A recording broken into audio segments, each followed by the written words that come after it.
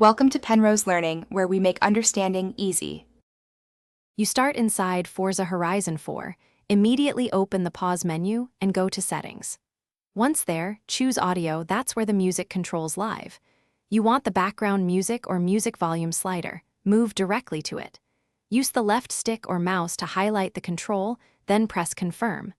This is the first actionable step because you're changing an in-game master control, not system sound. Make sure the slider is selected, so the next step will apply cleanly.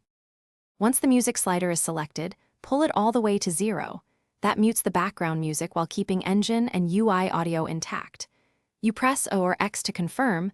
Don't exit without applying. Otherwise, the change won't stick.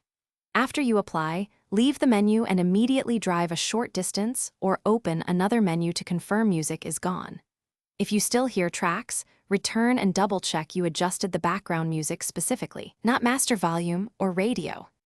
To finish, save settings and continue playing. This completes the in-game mute.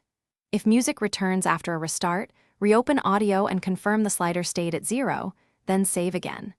If problems persist, check your console or Windows audio mixer to ensure the game app isn't being boosted, and set your profile-specific settings to match. One key troubleshooting tip: if streamed radio or festival playlists continue, switch radio to off in the audio menu. That's often the cause of persistent music. Thanks for watching. If this was helpful, leave a like and consider subscribing. See you next time.